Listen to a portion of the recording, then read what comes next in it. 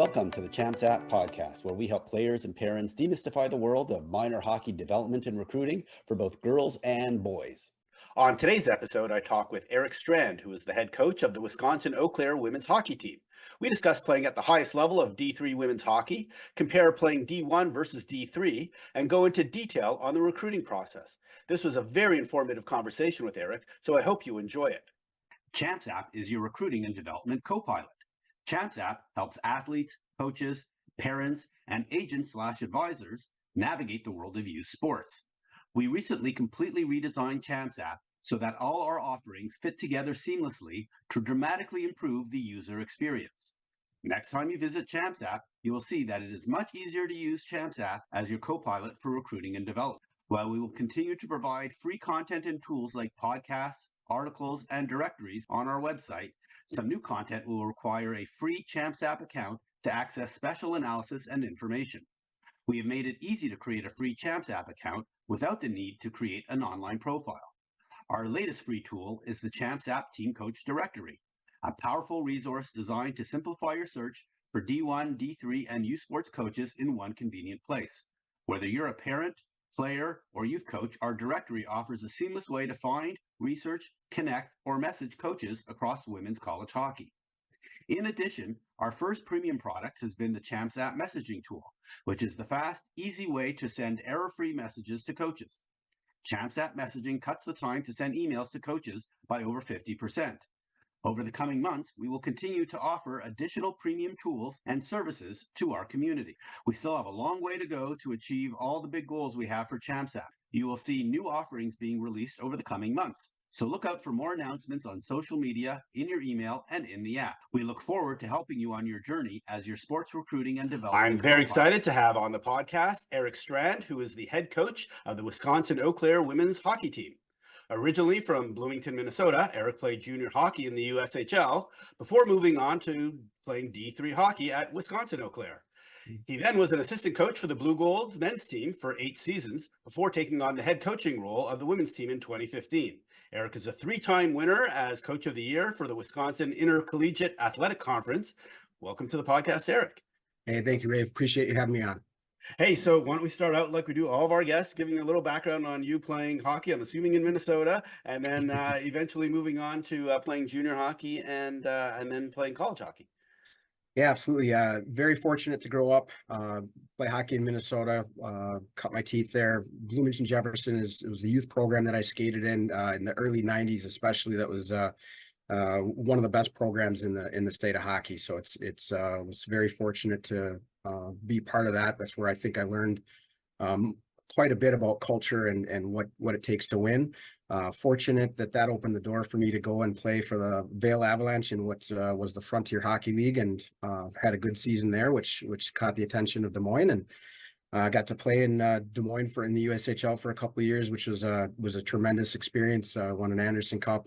Back then, we played for the national championship against all the other junior A programs, and was fortunate enough to win a national championship there, and made my college decision, ended up being UW Eau Claire, and became a Blue Gold in 1998, and had a good, fun 4 years here, and found kind of the loophole, if you will, to be able to stay involved in the game, and started coaching a number of years later. So, just all in all, tremendous experience, and I just love the game.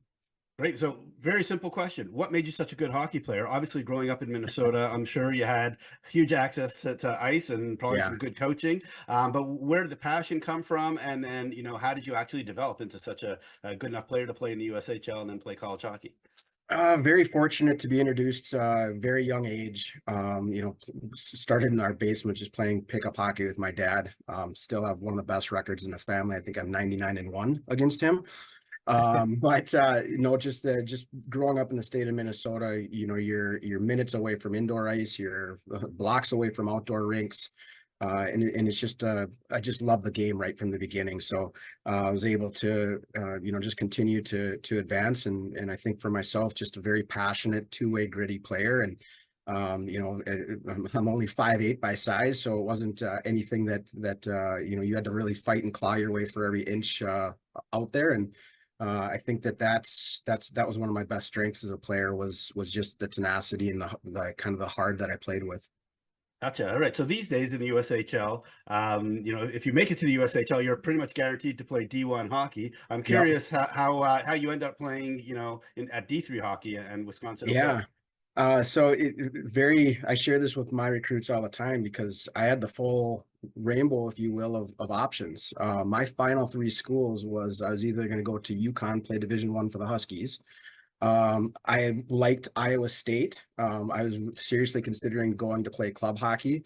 One of my teammates in Des Moines' brother played there, and we'd go and watch his games, and it just was an incredible environment. It would have been an excellent education. And when I walked on Eau Claire's campus, though, it just felt like home. So, for me, at the end of the day, it is. And when it comes down to that moment for an athlete, you just have to go with what your heart tells you is the best fit for you as a person, and that's going to basically open up the opportunities for you the rest of your life. Gotcha. And when you were at Eau Claire, what did you study? Because I'm assuming that whatever it is that you studied still plays a big role in your life today. So. So my major is management information systems, which is really kind of bizarre because I'm nowhere near computers anymore in my life. On top of being the Blue Gold women's hockey coach, I also am a commercial lender for a community bank here, a Security Financial Bank in town. And so I've been in banking since 2003 on top of what I do in hockey. Gotcha. So being a banker or a lender basically is Yeah. what I understand. So is that your day job, and then how do you work hockey around that, or how did you start working hockey around it way back when you became an assistant for the first time at Eau Claire? Yeah, it really it's incredible to think about how it's really grown into what it has today. Because back when I first started, I was actually in indirect lending, it's called, in the RV Marine side of things, helping RV and Marine dealerships. And if you think about the boating season and the RV season, it's exactly the opposite of hockey season. So I found that I had a little bit more time to during the winter months, and it worked out where I was able to get everything I needed to do for my bank job, and still help out with the Blue Golds. And at the time, I was in charge of 9 states for my territory that fit perfectly in our recruiting area on top of it. So by day, I'd be calling on clients, and then at night, I'd be out, recruiting and watching junior hockey players. And it's slowly, the time management aspect of it is intense. Like every day right now is planned down to the minute. Very early mornings, very late nights. But I'm very fortunate that one, I've got a bank that really supports one of my passions. Two, my clients are typical business people, so they don't have traditional business hours, and so we're able to organize our meetings and things like that. Sometimes it is during the day, sometimes it's 6 o'clock at night, sometimes it's 6 o'clock in the morning, just depending on what their schedule is like. So it's just really a master of time management to try to get everything I can out of every 24 hours. Wow, so it's the perfect opportunity to blend hockey and a day Yep. job. That worked out really well. I'm curious, Yes. what was it that way back in the early 2000s that made you want to become a coach? Like, how did that all happen? Um, Originally, when I first started college, I was really toying with the idea of becoming a teacher. The one thing, the family friends that were teachers, just listening to the stories that they're sharing about what it was like to go through their days, it just turned me off at the end of the day. But coaching is so similar to being a teacher in my mind. I'm also so competitive that the idea of being around the game again at a very high level, and having just an impact in people's lives was just an opportunity where, I had that time where I really was just hoping to give back a little bit to the Blue Golds back in the day when I first started, having no idea that it would transform into what I get to do today. Gotcha. And so you're on the men's side for many years. Yep. And then how did the women's opportunity come about? So on the men's side, very fortunate. Matt Lowen gave me the opportunity to be his coach. While I was there, we built it into a national championship team, and we won it in 2013 on the men's side. The success that we had on that side opened the door on the women's side. There's Mike, the former coach, retired. And with the success that we were enjoying, our athletic director, Dan Schumacher, called Matt and me together one day and basically just offered the job on the spot, saying, "Hey, would you give this a try for a year? We'd really like to see what you're able to do with it. And if it doesn't work, then you can always go back to the men's side." And I said, it was a long process to go back and forth if I wanted to do it or not. And end of the day did accept the position and the opportunity and haven't looked back. I've loved every second of it. Gotcha. So according to your elite prospects profile, it looked like you may have actually overlapped a little bit with both roles. Is that possible? No, no, that probably isn't updated the right way. That last year on the men's side was the May of 2015 is when I took over the women's program. So it was I think it was 2 years removed from our national championship team, and it's been full full throttle ever since. Gotcha. All right. So let's talk about the University of Wisconsin Eau-Claire. So obviously Yeah. it's based in Eau Claire, Wisconsin. Hmm. I had to do a little geography on this stuff. So it's about 90 miles or 90 minutes Yeah. east of Minneapolis, St. Paul. So pretty easy, drive to get to the major airport, I'm Yeah. assuming. You got about 10,000 students. You play at a Hobbs Ice Arena. Maybe just give folks background on the school, what the kind of majors are that Yeah. that a lot of your players focus on, and then what it's like to attend school there. Yeah, so very fortunate. The Eau Claire community is incredible, and by what the NCAA considers the West, we're in the heart of everyone. So for us, we're very fortunate. We don't, most of our travels, 2 hours or less to get to most opponents. So we don't have that burden on our student athletes. Major majors at our school, you can absolutely look at the nursing program. We have a lot of students who are in the business. Our business majors are very strong. Criminal justice is very strong. The education program here is incredible. So we're very fortunate to offer quite a few opportunities for our student athletes to pursue and really find something that they're passionate about for their studies. And with the proximity to the Twin Cities, like you referenced, we're just kind of right in that hockey hotbed, so to speak, for talented players. So we're just in geographically in a great spot. 70,000 people is about what the Eau Claire community is. If you include the surrounding communities right around us, it's about 135,000. So it's a very safe, fun college town. So we're very spoiled. The campus has a river running right through the middle of it, and very affordable tuition. For in-state kids, it's around $9,000. Out of state's about 18 and change. So it's something where the education for the cost is really incredible, and that we're able to offer our student athletes. Gotcha. So maybe talk a little bit more about it now that you kind of started mentioning economics. How do the finances work for student athletes? Because obviously there's no athletic scholarships for D3. So is Correct. it all academic, and how many of your students actually qualify for academic scholarships, and how does that all work?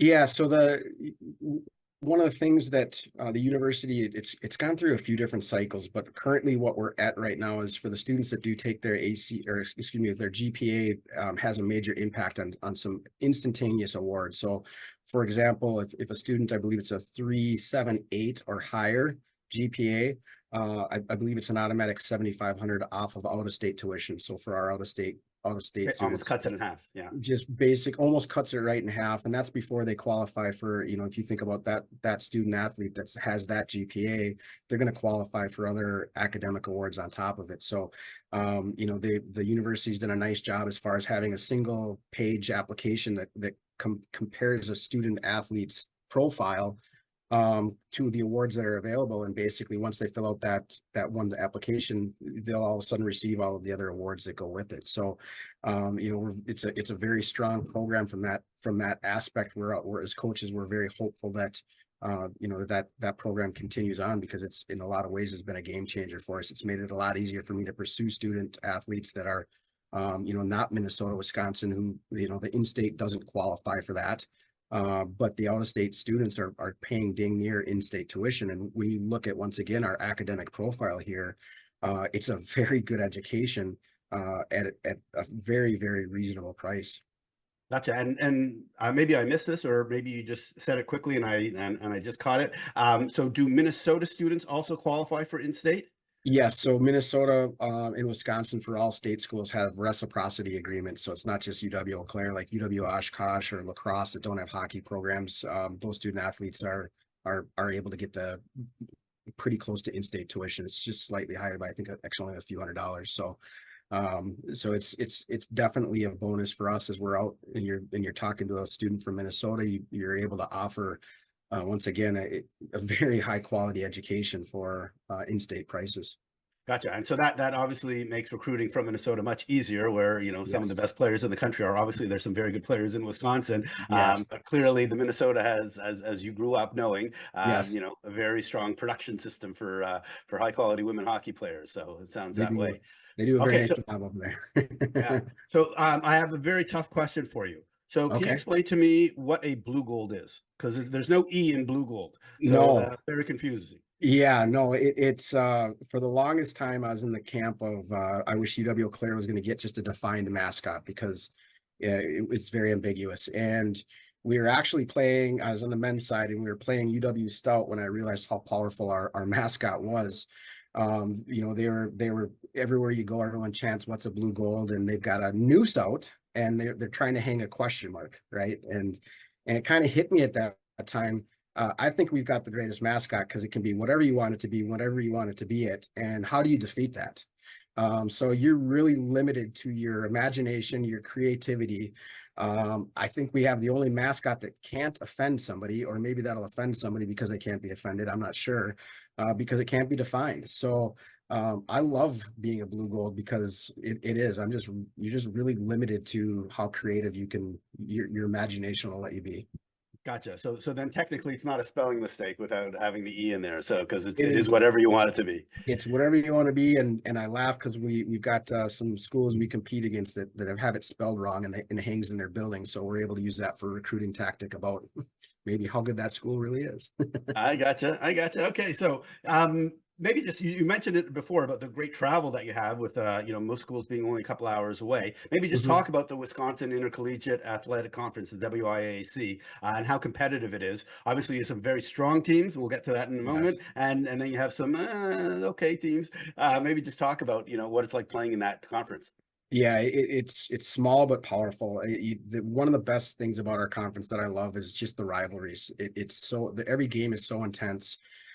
It doesn't matter. Like every night, teams will look at us, and that's probably one of the toughest things for us is teams will look and say, okay, this team's down right now, so they should beat them. And what they don't understand is records don't mean a thing in any one of our contests. The passion and the how much we don't like each other when we take the ice is a great equalizer because you're playing for that pride.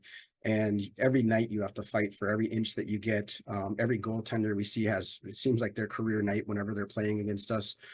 So from that standpoint, even though we don't have many teams, the quality of the opponent every single night is one of the things I love most about every weekend. You're prepping for some other challenge that is different than what you saw the week before.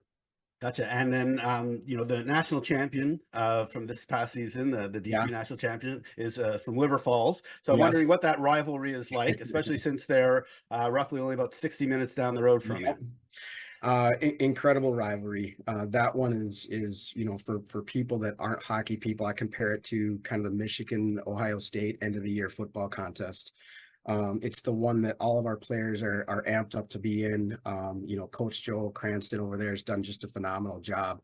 You look at obviously running the undefeated season this year. It's such a fun series because every time that we have to prep for him and the Falcons, we have to, you'd have to be ready to go. Otherwise, it doesn't matter how good you are, they'll hang up 7 to 10 even on us. Like it wouldn't take much.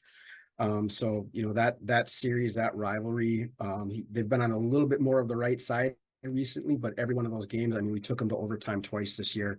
The closest anybody got to beating them, and we're a shot away literally from ending the perfect season and probably giving ourselves an NCAA berth in the process. But I think what all of us get into the game for is just that high intensity, high rivalry, skilled back and forth game, physical but yet respectful, and it's just everything I love about our game is encompassed in that 60-minute contest. Nice, or sometimes a little bit longer than 60 minutes, as, Yes. as you saw. Yeah. And for folks who don't know, Wisconsin River Falls won the national championship with an undefeated season, so Yes. clearly the winner. Now, maybe you can help me explain and help folks understand D3 hockey a little bit more, Mhm. especially folks that want to play at the highest level of D3 hockey, like how do Yes. playoffs work? And I understand there was quite a bit of controversy this past season with how the brackets were kind of laid out. Yeah. So the playoffs themselves will vary league to league. Everyone's got a little bit of a different setup. So the MIAC, that are our neighbors to the west with the Minnesota schools, their top 5 teams make the playoffs, and then it's single elimination. You lose, you're done. Our conference, the way that we're set up, the first round is a best 2 out of 3 kind of series. If at the end of the second night it's tied, so like we won on Friday and Stevens Point won on Saturday, we have what's called a mini game that immediately follows it. So that's the third game. And we literally go back into the locker room, coaches submit new lineups, you have a warm up, and then you play a 20-minute game. And I've been in a handful of those over the years. They're very intense. I think the crowd never understands what goes on. So the first goal that's scored, they think it's over. And it's like, no, you still have whatever time's left on the clock. And some of those games go into overtime, and next thing you know, that's when it's like our men's side this year went on to mini game. I think it was a 3 overtime mini game, and ended after midnight, and it was just incredible as far as what that environment was and what that was like to go through. And then for the NCAA tournament, the way that works is there's 11 teams. You have AQs or automatic qualifiers for a number of conferences. Then there's at-large bids, which our conference, the WIAC, we're 1 team shy of having an AQ. So right now, our teams that get in have to get in at-large. So River Falls this year, even though they were number 1 in the country in pairwise, their bid was an at-large Pool B bid. And we missed out. Pairwise was the leading indicator by 1. We were the last team that missed, or the first team that missed, if you will. So if there's a 12-team tournament this year, we would have been the 12th team that would have gotten into it. And then the part that our game, and I think that the NCAA is working on fixing, is just the seeding at the end of the year. With the geography of all the different teams in Division III especially, it makes it tough to have to hold the bracket integrity together.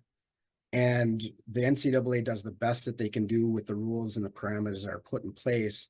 But for the second year in a row, River Falls and Gustavus played each other in the first round. And the tough part about that was, at the time, River Falls is number 1 in pairwise, and I think Gustavus was number 3 pairwise. Yeah, exactly. So you're talking 2 of the best teams in the country that probably should have been hosting quarterfinals were playing each other just to get to the Frozen Four.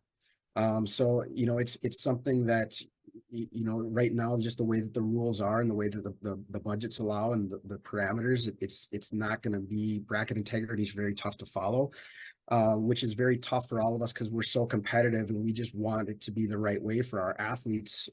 Coach Mike at Gustavus, he earned that right to be hosting a team, and instead he's got to go travel up the road 3 hours to play Joe for the 4th time this season. So it's very frustrating because it feels like any other league, any other sport outside of the NCAA, they find ways to get it done where bracket integrity happens. But for whatever reason, at the NCAA, we're still trying to figure it out. It's not just isolated to women's hockey. There's so many different sports this year that had the same issue with the way that the brackets were set. And it's just, we've got to be better. We've got to find a way to get that figured out, I think.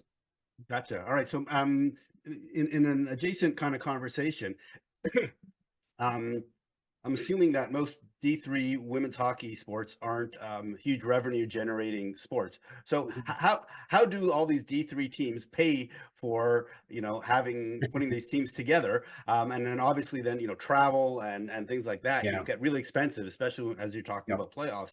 So how does that all come about? Well, fundraising is a big part of it. I think I don't know of a D3 program, men's or women's side, that's one of the main hats I think all of us coaches are wearing at all times. So for anybody out there who wants to know who good fundraisers are, go look at your D3 coaches, because that's a big part of the hat that we wear all the time. And then 2, it comes down just to each institution, how they want to invest in their athletics departments. Hockey's not a cheap sport. We're very fortunate at UW-Eau-Claire that the administration and the powers that be, they work very hard for the athletic teams to make sure we have everything that we need and then some. And so it's just a constant battle of at the end of the day, we have our budget, and then if we want more, as a staff, we go and attack that, and we try to raise the funds to make sure that our players have everything that they want. We do our best to make sure. Our goal is to run this like a Division I program without without the athletic scholarships. And we're, I think as a staff, we do a very nice job in that category. Our players are treated very well. They have a tremendous experience, I think. Gotcha. Okay, so now I want to move into the recruiting side of things. So Mhm. obviously, you don't offer athletic scholarships. I'm just curious, from your actual roster, let's just say this past season, what Mhm. percent were actually from Minnesota or Wisconsin versus outside of those two states? Yeah, solid 95%. I think our Minnesota, Wisconsin kids, for the longest time, we were 50-50 between Minnesota and Wisconsin. Unintentionally, the last few years, we just had more success. I think that some of the players that we were getting out of the state of Wisconsin before are getting picked up by some Division I programs right now, that really weren't watching Wisconsin kids at the time. So that's been a little bit tougher to find the Wisconsin player that is going to be able to come here and have a good experience. That's always the number one measure when we are evaluating a player is what will their 4 years look like. We've got to be able to offer them a good 4 years. So right now it's going to be very heavy Minnesota, just the way that it's gone the last few years. But from that, like with the way that we changed our ability to pursue out of state students with that, knowing full well what GPAs and how that can impact things, it's giving us the opportunity to get more aggressive as far as getting out of state, and we're trying to stretch our legs, so to speak, and be a little bit more visible in some markets we haven't been in the past. Gotcha. All right. So I'm going to get into some of the recruiting tactics that you actually do, but I'd like to keep it a little broader for the Yeah. moment, which is, I do want to talk about D1 versus D3. One of the ways we got Yes. connected was, a post that I wrote about, hey, would you rather play a high level of D3 versus a low level Mhm. of D1? Maybe just talk about like, comparing the two. The gist of the article was basically don't just pick, a school based on being able to say Yeah. that I played D1, that you really got to find that the right fit for you at the academic level, the team Mhm. level, et cetera, et cetera. And that really, playing a high level of D3, in fact, may end up being better for you than playing, a Mhm. low level D1. Well, the biggest thing that we focus on is what do you want out of your experience? At the end of the day, it's when you have the opportunity to pursue being an All-American, when you have the opportunity to pursue a national championship and conference titles, that's a different experience, I think, than going somewhere and maybe not having that ability to go after those accolades. We're looking for a D3 athlete has to be so passionate. That's one of the things that they have to be running, very high with, and so for us, we're looking for that player that's right on the cusp of that. Like we're losing more kids right now to Division I programs than we are other D3 programs because we want that player that is right on the bubble. Our roster is filled with players right now that turn down Division I chances to come and play and help us have the success that we're having because some of these players are coming from programs growing up that they just didn't win a lot, and that's what they want. They want to be able to have that opportunity to chase some of that glory. And I know what it's like when you have that experience where you're not winning a lot. It's very tough on you. And so for some of those athletes, we just basically pose that question to them. What do you want out of your experience? You're going to get a great degree no matter which direction you go. But if you come this direction, you're going to be pursuing different standards of excellence. Like the kids that we want should be coming here to be an All-American, or maybe they're a third line player at a Division I institution. Maybe they're a 5-6D, or they can come here and be a top 4 and log top minutes. So it's just really more, what are you going to get out of the experience? What do you want during your 4 years? Because these 4 years go so fast, and there's such a huge part of a young adult's life. And so you just don't want somebody going to a situation thinking, if a player's like, I'm very competitive and I want to win a lot, then they go and choose some of the schools they choose, and you just look and go, okay, that doesn't mean, like, what you told me you want versus the path you just chose were two different avenues. And then all of a sudden, sure enough, you'll see that player in the transfer portal a year or two, and maybe you talk to him again and say, hey, what's going on? And they're like, I just can't stand this, and whatever it is, part of the experience. But sometimes they need to go and see it themselves to really get an understanding of maybe the grass isn't always greener at the Division I level. Gotcha, absolutely, and I'm sure every year you will see those type of players in the transfer Yes, portal, where you end up seeing, D3 is where they went yes. later on. So Um, I'm curious. So obviously the D3 recruiting cycle is different than D1. mhm, So we're now in basically the middle of May. mhm. Where exactly are you in the recruiting cycle for which class, and how does that work, over the next 12 months for you? Yeah, so we're very fortunate. I'd say compared to a lot of other Division III schools, we turned the page and really we're done with our 24s a number of months ago, and it shifted gears and are working on our 25s. So we've got a number of our 2025 players committed, and very quickly we'll have, I think, our 25s figured out. I'll be shocked if we're going into August with many openings left.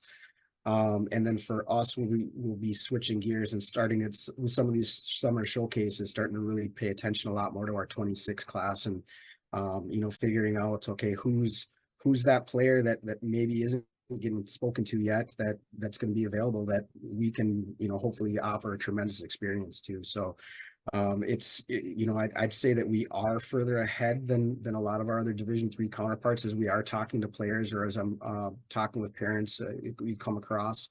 I always like to reiterate that too. I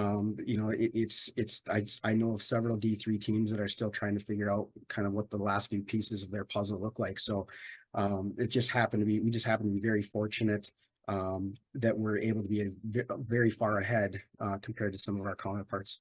Gotcha. And which events are you going to? Like, is it mostly just in the Minnesota area that you're looking at? I'm assuming you're not going to Boston. That tournament out east is a juggernaut, trying to figure out and keep track of all the players and all the different rinks. So we don't go there because it's a big investment to take a trip like that. But absolutely taking advantage of the showcases here in the Midwest. The one of the camps that I go to that I'm a huge advocate for any athlete that's looking to go Division III is a camp that's in DePere, Wisconsin, which is basically Green Bay. The Midwest Exposure Camp. The Michael Cowan runs it, and what I love about it is the majority of the coaches there are Division III head coaches, and you're not just tied to one team. You're working with all the teams. You're on the ice. You're on the bench. So you get a chance to learn more about what each player's personality is about, and they can kind of get a feel for your style of coaching. And so I love that camp, and just that's when I share with a lot of recruits, and then just really try to pay attention to some of the other stuff that goes on with USA Hockey. Try to be involved as I can be with the camps that they have throughout the summer, just because a lot of the legwork sometimes is done by trying to put the best pool of players together for that age group. And there are some very good Division III hockey players that come out of the 16s, 17s, for example. So there's a great chance I'll be down in Miami of Ohio this summer, watching some hockey in July. Gotcha. Yeah, and I know you were there last summer. Yep. I just do want to talk for a moment on USA Hockey. Hmm. I'm curious. So I'm assuming you were working with a team, Hmm.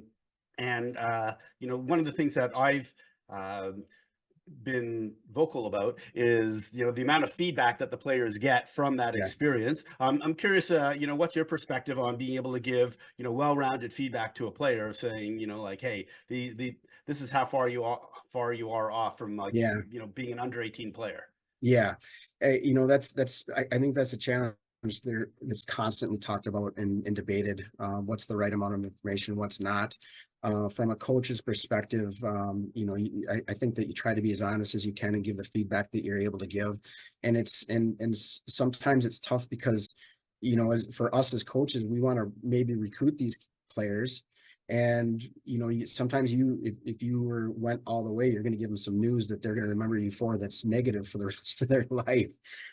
So it's really a difficult fine line as far as what you share, what you're able to share, and quite frankly, what they want you to share too on top of it. And I don't think that there's a one right answer. I don't think that it'll be solved anytime soon. And we'll fluctuate with the powers that be as we go through and looking for the best way to do it, because it is so tough. Hockey, and you look at the US, is absolutely incredible right now. And so those players that are right there, especially the bubble players, are still such incredible athletes. and like, how do you deliver that news? And for my experience last summer, it was an incredible experience. We didn't share very much with the student athletes because I think a lot of the toughest part too is you don't get a chance to really know the players as a person. And I think especially as you're delivering news, if it's easy to talk about the positive news, but if you're delivering negative news and you don't know the personality, I think that they're erring on the right side, because you should be getting that news from somebody who you've got that relationship with, you've got that trust with. I really think that they're doing the right thing with what they are sharing, and players can find out, and hopefully their coaches are giving them the right information too, as far as where they're at right now, and and not sugarcoating it either, because they're the ones that do have that relationship. Like, we have very direct, very honest conversations all the time at UW-Eau-Claire with our student athletes, because I've got that trust, I've got that relationship built with them. And some of them are very hard conversations to have. But that's the responsibility that I take on when I sit in that chair. So when you're looking at something like that with USA Hockey, where some of these players you're meeting for the first time and you're around them for only basically minutes a day, if you're delivering them bad news at the same time, it's you could really, I think, mess with a player's head more than the good intention that you have. So that's the fine line. I think that everyone's trying to figure out what's the best way to do that side of it. Because I get what you're saying too. It's nice being able to have a player have a full understanding and that transparency of, okay, this is what I need to work on in my game. That's frustrating when you don't maybe have some of that information, but I yield back to players and their coaches back home, who are the ones that should be able to know them and really push them in that way. And I think when you have a player that's at a camp like that 16, 17s, they're obviously going to be one of the best kids at their program. And so it's maybe tougher to have that tougher conversation with them, because they are so much better than maybe some of the other kids on their teams that they're playing with. So not a perfect answer for you. Sorry. Yeah, no, and unfortunately, there's some coaches at the club level who Yep. feel like, well, when you go to the national camp, that's really where you should be getting it. So it's a little Yes. bit of kicking the can down the road. But Yeah. and I also get it. My perspective is the more you can use data and analytics and get the Yeah. personality out of it, then of the individual, then that more based on how you actual performance and what you did on the ice. Yes. So all right, so let's move back to recruiting again. Okay. I'm curious, how patient do you have to be when you have these players who could play D1 Mhm. that you're talking to as they, are hoping that, that offer from a D1 school, or the commitment to a D1 school comes in, and yet they're still, talking to you just in case, kind of a Yeah. thing. We take that approach with quite a few athletes, where what we really try to become is their Division III commitment. I've got no problem going that direction.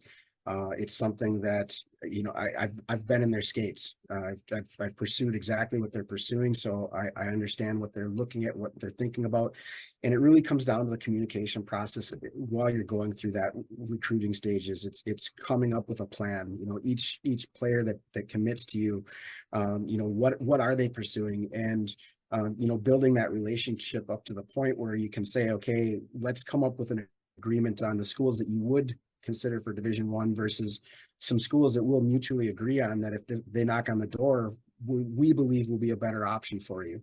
And we come up with that together, and it works best when it's followed through on, and everybody's true to the handshake.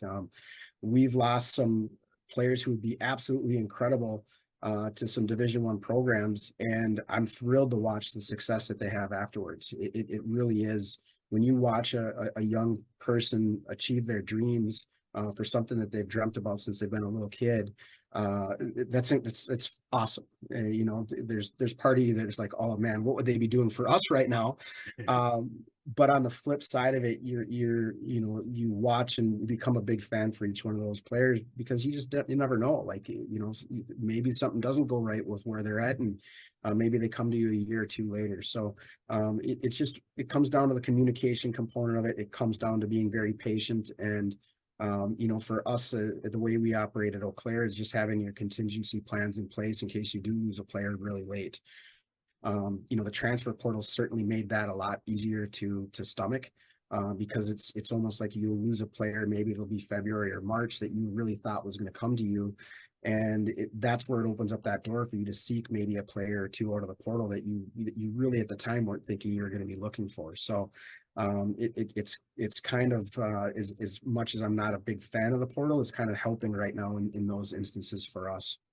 Gotcha. Okay, that makes a lot of sense. All right, last few questions as it relates to helping players and parents through the recruiting process. Mhm. I'm just curious. Do you find that having an advisor in women's Mhm. hockey helpful in the recruiting process? Like, are you finding players that you've gotten connected to through an advisor, or helping the players make decisions and things like that?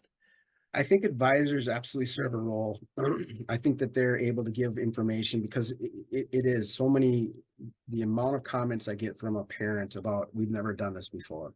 We've never, this is our oldest. We've never, just there's not a book out there yet that I'm aware of that talks about what the process to play Division I hockey or college hockey for men or women for that matter. So for the most part right now though, we don't use advisors very much. I think especially at the Division III level, each player has all of our coaches, all of our information's out there to be able to get in front of us. It sometimes takes some persistence with some emails and following up. But players are able to, reach out to us from that standpoint, as well as some of the advisors. On the flip side, advisors, if they're going out and they're spending the time to get to know you, as they build their relationships with us as college coaches, they're going to know a player that, hey, hey Eric, this is a Wisconsin D3 player all the way. They're going to be high end. They're going to fit your program good. We're setting that player up for success. We'll certainly field those calls and take advantage of those situations. So it's once again, I'd say that it's not a one size fit all as much as it's what's your situation and what your goal is, and just do your homework about the people that you're working with, because there's some absolutely incredible advisors out there, and there's some others that you can just tell they're just there to cash the paycheck. So it's a question of which one you're aligning yourself with. Gotcha. And what is it that you're looking for when you're recruiting? Like, what kind of player would stand out to you, would jump off the page as you're watching? Yeah. One, I think just the passion and energy. I'll go back to this. We talked about it earlier. A Division III player has to be very passionate about the game. Like, you can tell a player when you're watching just how they'll forecheck or backcheck, what their competitive spirit is. And we talk about the engine, and it has to be hard and has to be demanding. What happens when they lose a loose puck battle? Are they re-engaged right away? What happens when they make a bad play? Are they slapping their stick, or what are they doing about it?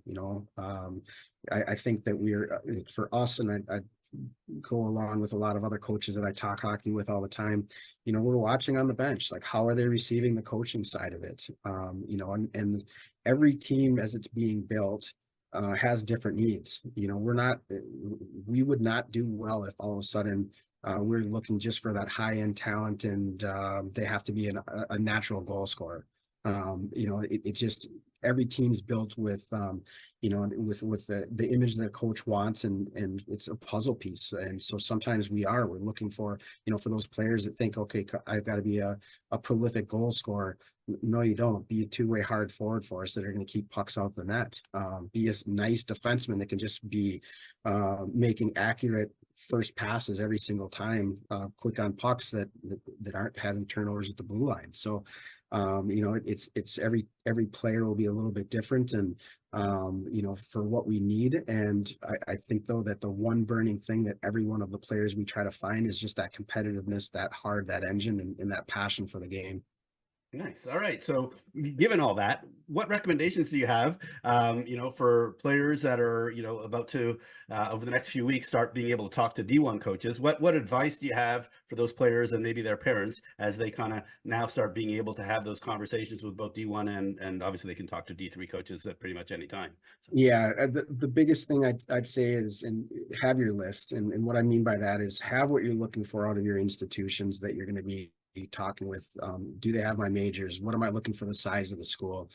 What am I looking for out of the staff? have a lot of those ideas already formed. Do I want to be, we've lost some players this year because they want to be closer to the Twin Cities in an environment like that. We're not in the Twin Cities. It's more of a relaxed feeling, but that's a different energy level. So, have an idea of what you want for that culture around the campus to be like. Some players really want a very small campus in a small setting.